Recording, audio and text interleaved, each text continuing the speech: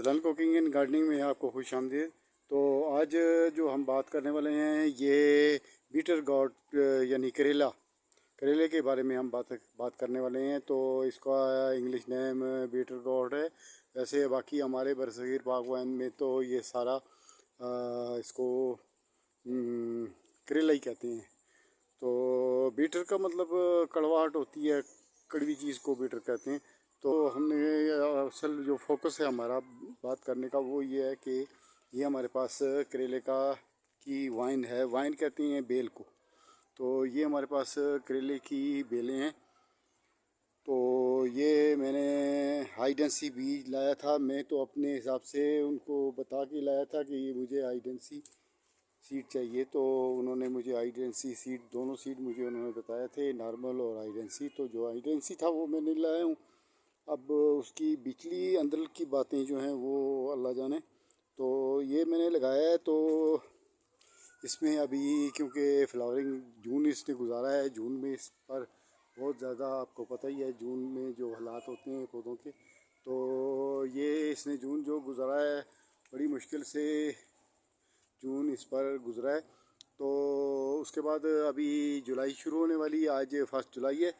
तो ये इसीलिए फिर आज मैं चाहता हूँ कि इसके बारे में भी आपको अपडेट दे सकूँ।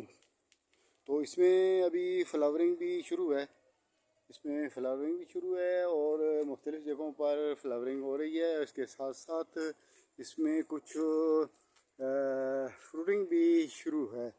फ्रूटिंग में भी आपको बता सकता हूँ, ये देखें या इसमें ये इसकी फ्रूटिंग शुरू है। तो केला या बिटर गॉड जो है ये लगाने का सही टाइम जो है वो अप्रैल के शुरू से अप्रैल के आखिर तक आप करेला लगा सकते हैं। वैसे लगाने में तो किसी टाइम पर भी आप लगाएं तो बीज है वो ज़ाहिर है वो ग्रो करेगा ही, अगर उसको टाइम से वाटरिंग होगी और उसको तरीके से धूप मिलेगी और उसकी गुड़ाई निराई होगी तो वो तो बीज तो ग्रो कर लेगा। लेकिन उसके रिज़ल्ट जो हैं वो सही नहीं आएंगे। अगर उसको आप सही टाइम पर लगाएंगे तो वो आपको बेहतर रिज़ल्ट दे सकेगा। इसी तरह करेला जो है ये ऐसी सब्ज़ी है कि ये प्लांट ऐसा है करेले का बिटर गॉड कि ये ज़्यादा सख्त धूप भी नहीं मांगता है और शेडी एरिया भी नहीं मांगता है। तो इसलिए इसको नॉर्मल पोजीशन में सेमी शेडी एरिया में लगाना पड़ता है, जहाँ पर इसको ज़्यादा टाइम धूप मिले और कम टाइम इसको छाँव भी मिले। और इसमें निराई गुड़ाई के साथ साथ इसमें वाटरिंग का टाइमिंग जो है वो भी सही होना चाहिए। तो इसकी जो फ्रूटिंग का ताल्लुक है तो वो जून के आखिर में इसमें फ्रूटिंग आनी शुरू हो जाती है। तो जून, जुलाई, अगस्त, सितंबर, अक्टूबर बल्कि नवंबर तक भी इसमें फ्रूटिंग चलती रहती है। अगर इसकी देखभाल सही की जाए तो नवंबर में भी इसकी फ्रूटिंग चलती रहती है। तो इस तरह से ये हमारे पास ये करेला लगा हुआ है। क्योंकि मैं ये हर साल लगाता हूँ, किसी बार मैं इसको नॉर्मल सीड ले आता हूँ और पहली बार मैं इसके ये हाइडेंसी सीड लाया हूँ। तो अभी बाकी अल्लाह जाने कि इसका रिज़ल्ट क्या निकलेगा, लेकिन मेरे हिसाब से ये हाइडेंसी सीड है। तो मेरे पास लोकल सीड जो है वो भी था, तो मैंने वो करेले भी बटर गार्ड वो भी मैंने लगाए हुए हैं। तो वो करेले के जो बीज हैं मेरे पास नॉर्मल आम देसी बीज जो है वो मेरे पास ये लगे हुए हैं। तो इनमें भी आप देख सकते हैं। तो ये इसकी भी ग्रोइंग अच्छी चल रही है, इसमें भी छोटी छोटी फ्लावरिंग भी आ रही है।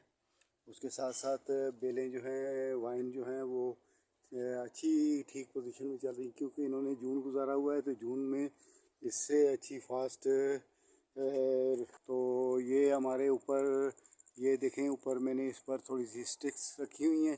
तो वो ये स्टिक की मदद से ये थोड़ा सा ऊपर भी आया है। असल में ये काफ़ी फैल फूल जाता है, लेकिन इस पर जून गुजरा है जो जून 43-44 डिग्री पर सेंटीग्रेड पर चलता रहा है। तो इसलिए इस पर हमारा ये जोर नहीं है कि ये इसने अभी तक कोई फ्रूटिंग फ्लावरिंग क्यों नहीं किया है। तो शुक्र है कि इसने अपनी जान बचा के रखी है।